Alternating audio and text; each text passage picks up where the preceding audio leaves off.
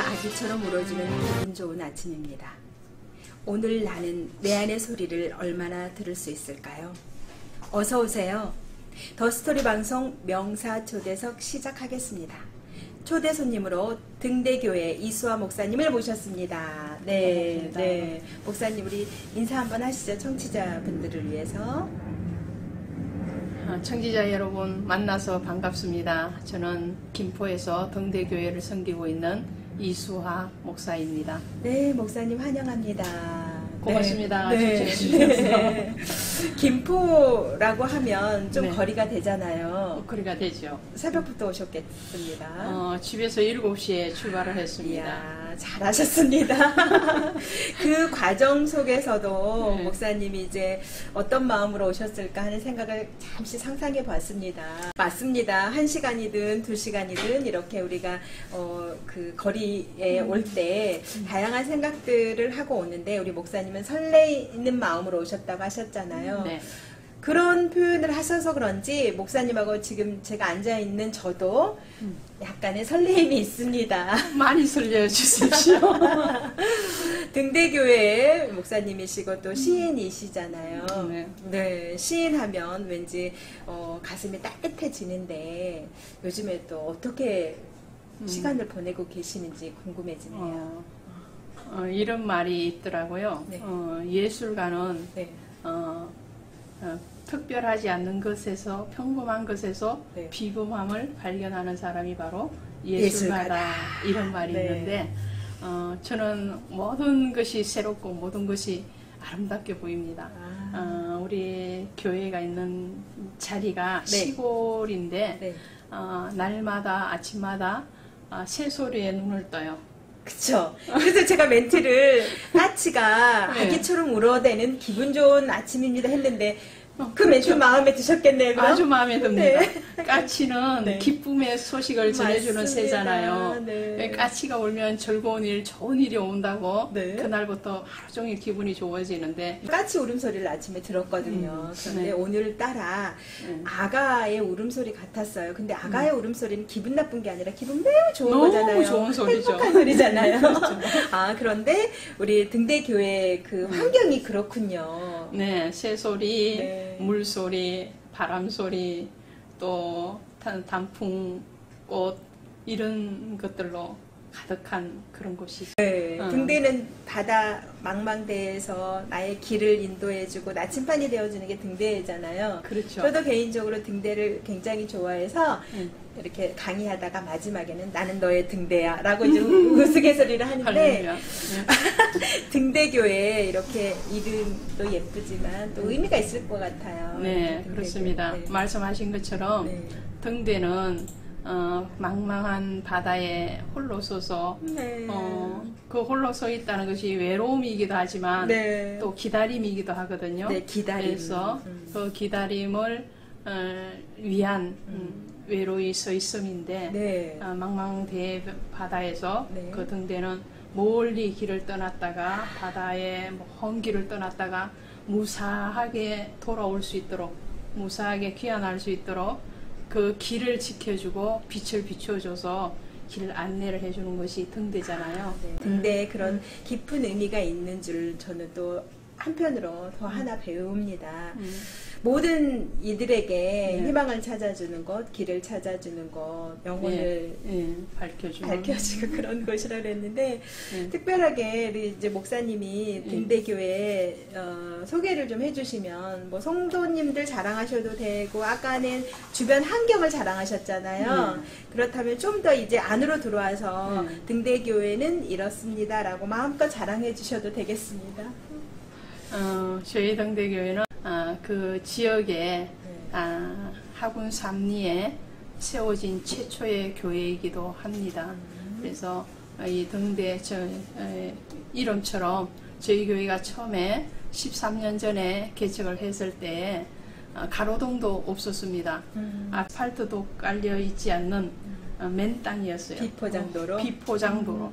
그러니까 그냥 흙이 질퍽질퍽하고 밤이 되면 7시만 넘으면은 칠흑 같은 어둠이 감사하는 그런 동네였습니다. 13년 전에는 그랬다는 거죠? 그랬죠. 지금은? 지금은 네. 가로등도 들어왔고 포장도 되었고 도로도 넓혀지고 많이 좋아졌습니다. 문화 복지 혜택을 막 누리시네요. 많이 이제는? 누렸습니다. 네네네. 우리 그 목사님의 13년 전에 등대교회 이렇게 개척하셨다고 했는데요.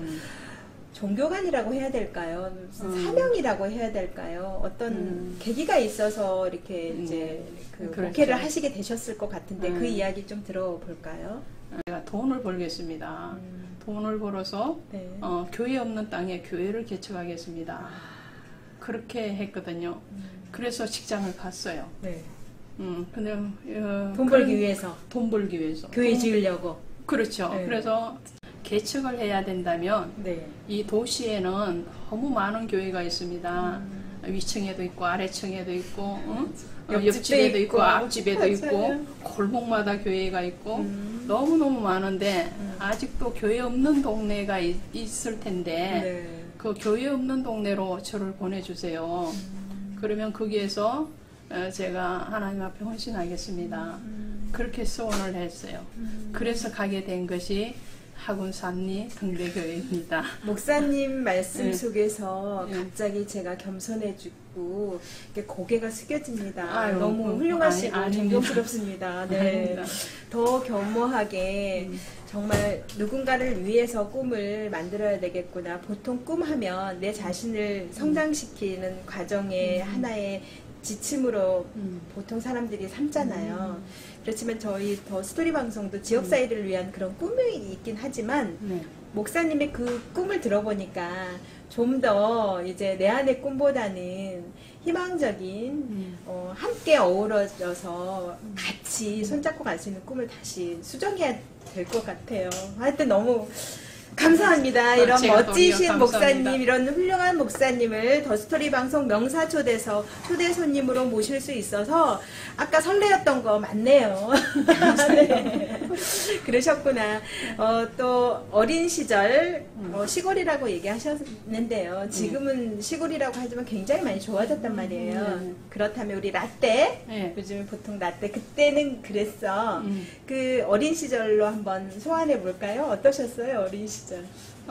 저는 어린 시절도 네. 참 시골에서 자랐기 때문에 지금 이 나이가 돼서도 늘 마음속에 정원이 있는 것 같아요. 마음속에 정원. 멋진, 마음속에 멋지다. 정원이 있어요. 어린 시절도 초등학교를 산을 넘고 강을 건너서 그러고 다녔거든요. 산 넘고 강 넘고 네.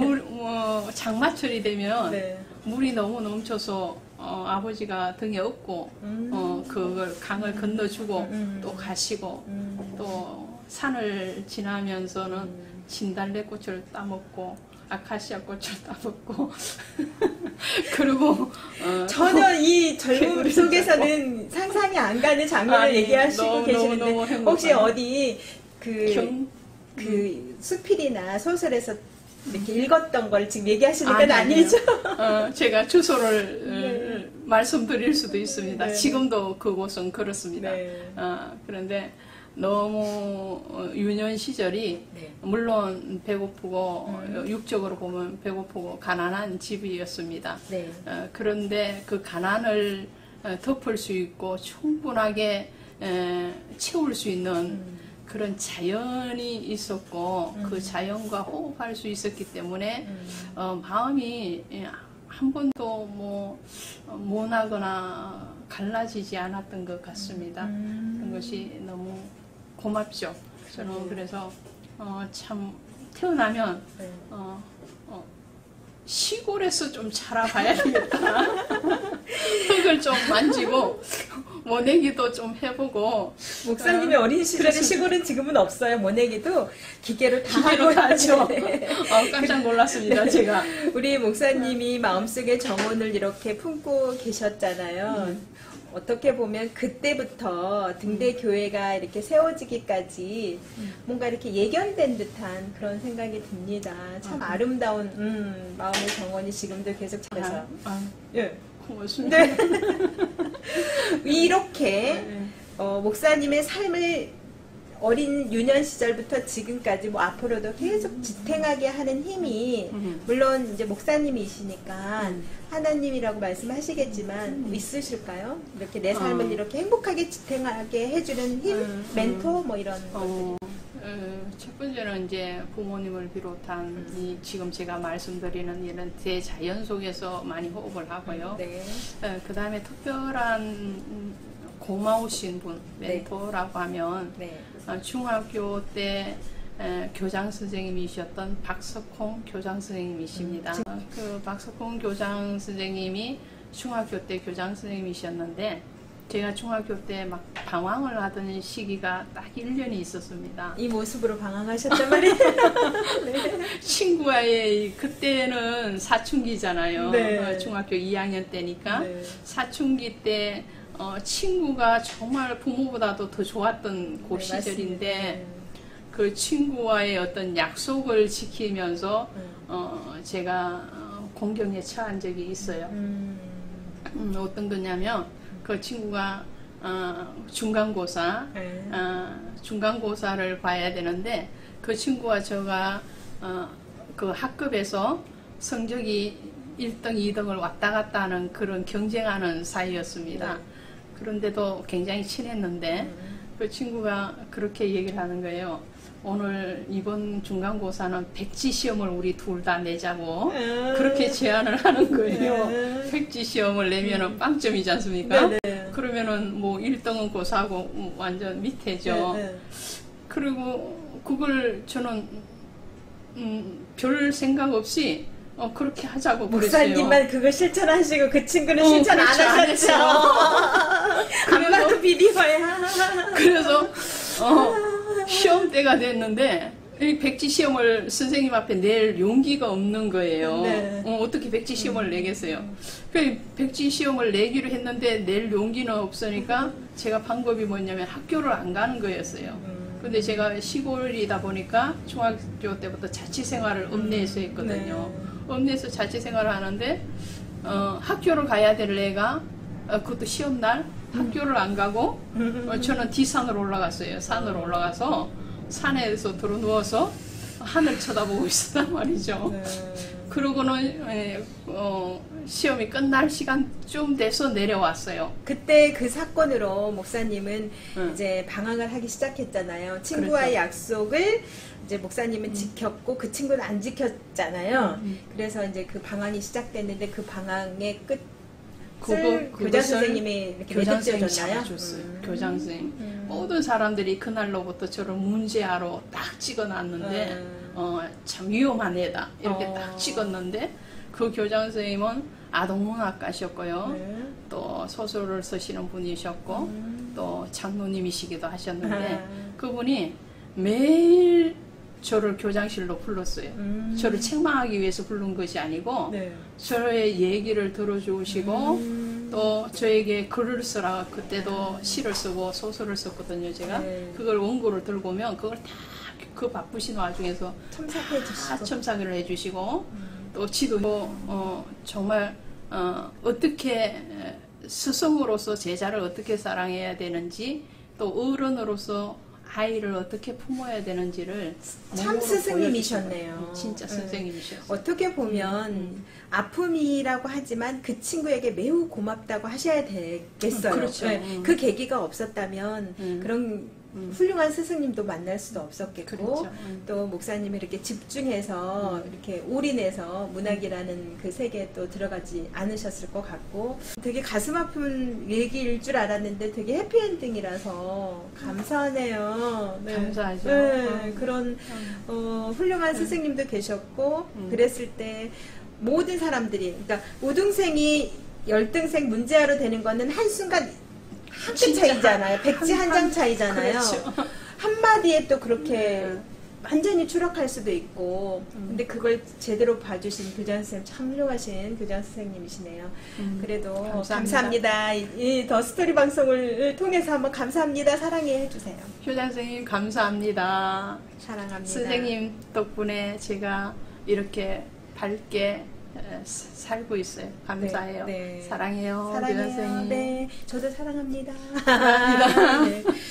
개척을 통해서 등대교회 개척을 통해서 여기까지 이렇게 13년 걸어오셨는데 어쩌면 중학교 2학년 그때부터 예견하지 않았을까 하는 생각을 해보면서 저도 미처 몰랐던 부분을 지금 진행자님이 말씀하시고 계세요. 대단한 방송입니다. 네. 그래서 자, 이 새가 어떤 새인지 알 것 같습니다. 새바람 불게 하셔서. 네. 이 안에도 정직이라는 그런 그 중요한 메시지가 담겨져 있을 것 같습니다. 이게 언제적 시집일까요? 조금은 연식이 된 듯해요. 네, 색깔이 그런지. 그쵸? 10여 년 전입니다. 10여 년 전에. 네. 네. 그러니까 등대교회 개척하시고 개척하고 그 다음 해에 출판을 했습니다. 우리 이수원 목사님 성함도 되게 예술적이에요. 그쵸? 감사해요. 네. 그리고 이제 최근에 성경에서 성령으로, 성경에서 성경으로 이렇게 이거는 설교집이에요, 목사님. 그렇죠? 네, 강의 설교집입니다. 네, 13년간의 그런 게 다 녹아 있는 거네요. 압축돼 있다고 보시면 되죠. 이수아 목사님이 궁금하시다면 더스토리 방송 청취자 여러분, 성경에서 성경으로 꼭 한번 필독해 보시면 좋겠습니다. 이쯤에서 우리 목사님의 문학 이야기를 한번 해보려고 합니다. 아까 그 중학교 교장 선생님 덕분에 아동문학도 하시고 시도 쓰시고 그 소설도 쓰시는 이렇게 교장 선생님 덕분에 그 교장 선생님은 싹을 알아본 거죠. 그렇죠. 싹을 알아보고 이렇게 문학도까지 이렇게 키우셨는데 목사님의 이 그 시집 속에 시도 있겠지만 제가 목사님의 시 한 편을 낭독하려고 합니다. 괜찮으시겠습니까? 너무 영광스럽습니다. 네. 감사해요. 고난당할 이유가 있었는가? 이수화. 고난당할 이유가 있었는가? 그럼 축복받을 이유도 있으리라. 이 어둠의 깊은 수렁에서 내가 하늘 향해 엎드릴 때마다 밤하늘의 별들은 하나 둘 떠오르고 그 별 따라 달도 떠오르리라. 내가 눈물로 밤하늘 씻을 때마다 어둠은 뒷걸음질쳐 쓴물이 단물 되듯 보석보다 귀한 언약을 따라 찬란한 해가 떠올라 우주보다 크신 주님을 알려주리라.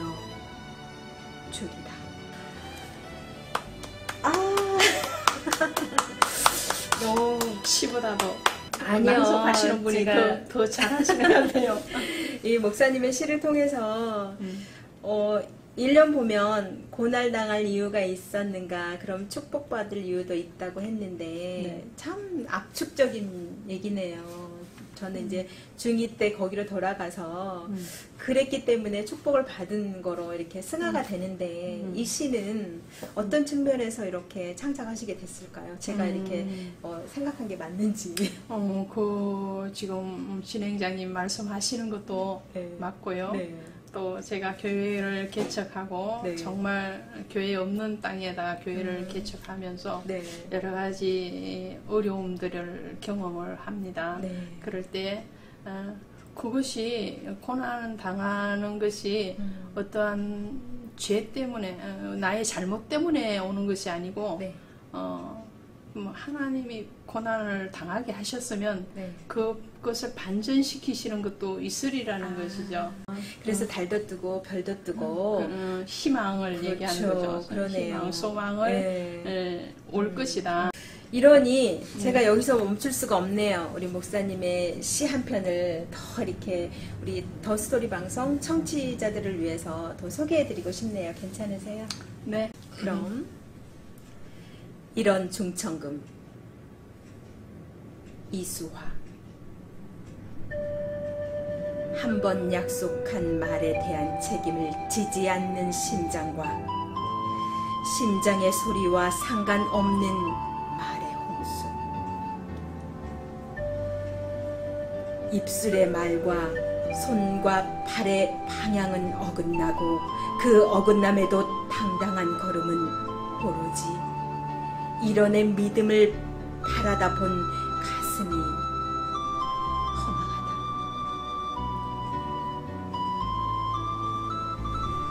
사람과 사람 사이 약속이 성직이 들어가고 교회가 들어가도 이해와 이익의 바람 앞에 휘영청 나부끼면 어느새 만몬이 주인이 되어 돌아선다.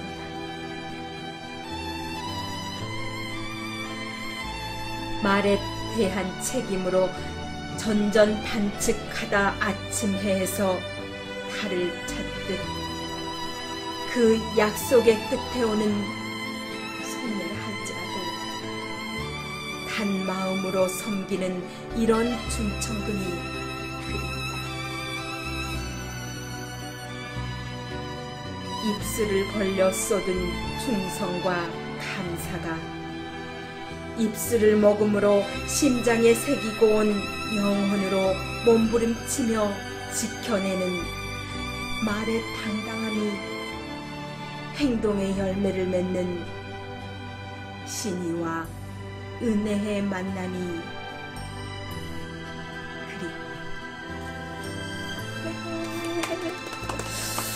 남아 이런 중천금 그 비슷한 겁니다. 그쵸. 네. 네. 우리 진행자님은 굉장히 정확하게 찾아내시는 탁월한 능력을 가지셨어요. 제가 이제 그 목사님의 시어 하나하나를 발음 정확하게 하고 은혜롭게 해야 되겠다라고 하기는 했습니다. 근데 제가 많이 이제 근접했는지는 모르겠으나 저도 그 학교 때 남아이런 중천금 뭐 5수레의 책을 읽어야 그런 게 너무 기억에 남는 거예요. 남자라면 모름지기 5수레의 책을 읽지 않으면 남자가 아니고 꼭 한 약속은 다 지켜야 하고 뭐 이런 것들을 했을 때 그때 제가 너무 행복했어요. 남자가 아니라 너무 다행이다. 5수레의 책을 안 읽어도 되고 약속을 간간히 어겨도 되고 그렇게 저는 해석을 해서 여자로 태어나게 해주셔서 너무 감사드려요 라고 했는데 또 이 목사님의 이런 중천금의 시를 통해서 약속, 신뢰, 신이 참 다시 다가옵니다. 어떤 측면에서 또 이 시는 탄생했을지 궁금해져요. 네, 이 시에서 나온 것처럼 네. 말로는 너무 많은 것들을 쏟아내요. 네, 말의 맞습니다. 홍수라고 그러잖아요. 네. 근데 말은 정말 번지르르하게 번지르르르하게 잘 뻗어 발라서 나오는데 네. 그침없이 잘 나오는데 네. 행동이 따라가지를 않는 부분들이 너무 많이 경험이 되어지는 거예요. 네. 그래서 정말 사람과 사람과의 약속, 신뢰의 관계는 하루아침에 쌓아지는 것도 아니지만 그러나 또 쌓았던 그 신뢰도 하루아침에 무너지는 것은 순식간이라는 거죠. 그래서 좀 말에 대한 책임이 좀 있었으면 좋겠다. 그런 경험이 있으실까요? 많죠. 그런 경험이 있으셨기 때문에 이렇게 문학으로 승화됐으리라고 생각하는데 연못에 돌을 던지면 네. 던지는 사람은 아무것도 아니지만 그 개구리 돌에 맞아요. 개구리가 맞아서 죽잖아요. 아파요. 죽을 수도 있어요. 그런 그렇군요. 것들이 있더라고요. 네. 그래서 맞아요. 이 개인의 만남뿐만 아니라 교회와 교회의 만남, 또 기업과 기업과의 만남, 모든 만남에서 정말 신뢰가 쌓여져가는 신의가 쌓여가는 네. 이런 방송의 약속도 그렇잖아요. 그러면 이제 더 많이 갖고 더 완벽하고 지위가 높고 그런 분일수록 더 약속을 잘 깨죠. 그런데 더 적게 갖고 더 낮은 사람은 정말 그 약속을 지키기 위해서 간절하단 말이에요. 근데 그 간절함이 무너졌을 때는 세상이 무너진 듯한 그런 순간을 맞이한단 말이에요. 그런데 제가 이제 풀을 참 좋아하거든요. 풀 좋죠. 풀 절대 쓰러지지 않아. 다시 일어나. 밟아봐. 절대 나는 무릎 꿇지 않아. 그래서 그런 분들은 본인이 이제 이겼다고 생각하실지 모르지만 저는 그분이 졌다고 생각을 해요. 항상. 저도 작게는 그런 경험들이 있는데 순간은 야호하겠지만 저는 웃고 있죠.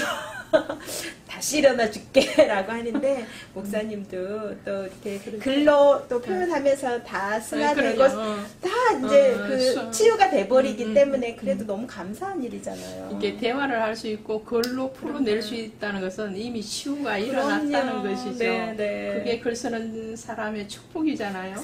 목사님 우리 등대교회 13년째 섬기고 계시잖아요. 네. 많은 일들을 하셨죠. 그렇죠. 네. 그 중에서도 가장 보람된 일이 있다면 한두 가지만 말씀해 주시면 감사하겠습니다. 네. 등대교회는 작은 교회인데도 불구하고 네. 선교사님들을 파송하고 선교사님들을 있어요. 네. 그래서 각 지역으로 국내뿐만 아니라 해외로 선교사님들을 파송하고 있는 선교하는 교회입니다. 그 중에서 또 캄보디아에 네. 우리 두 분의 선교사님이 나가 계세요. 네, 네. 그 선교사님들이 캄보디아에서 어린 아이들을 청년부까지 700~800명을 담당을 하고 있습니다. 캄보디아에서 네. 700명, 800명을 네. 대단하시네요.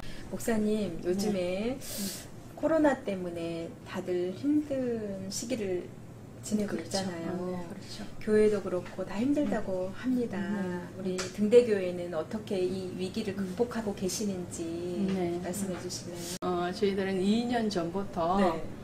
예배를 실시간 방송을 하고 있습니다. 아, 실감으로? 그런데 네. 코로나로 인해서 네. 오히려 더 매주일 예배뿐만 아니라 매일 성경을 실시간 방송을 통해서? 하고 있어요.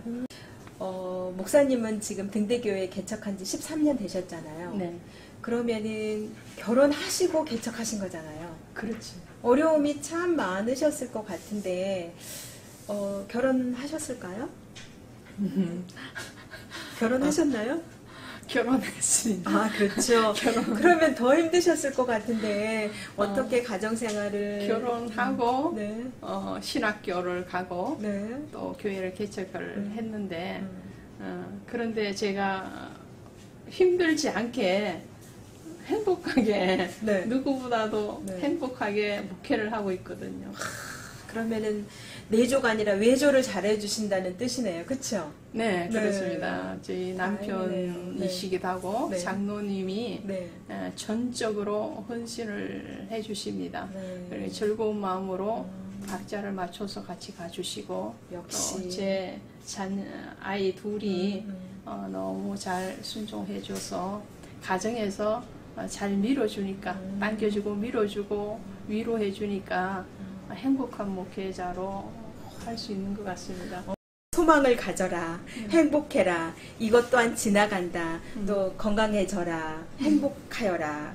그 모든 우리 처음부터 했던 말씀의 또 압축인데요. 너무 감사합니다. 이게 기도이고 축복이고 은혜이고 네, 진리인 것 같습니다. 여기서 우리 대담을 마치도록 하겠는데요. 목사님 이렇게 손 한번 흔들어 주세요. 네, 이게 행복해져. 사람이 사람을 사랑하는 방송, 더스토리 방송 명사 초대석 여기서 대담을 마치도록 하겠습니다. 지금까지 구성 진행의 윤구마, 출연의 등대교회 이수아 목사님, 연출의 정보경, 제작의 더스토리 방송 박가을이었습니다. 다음 시간에 다시 올게요. 감사합니다. 감사합니다. 네.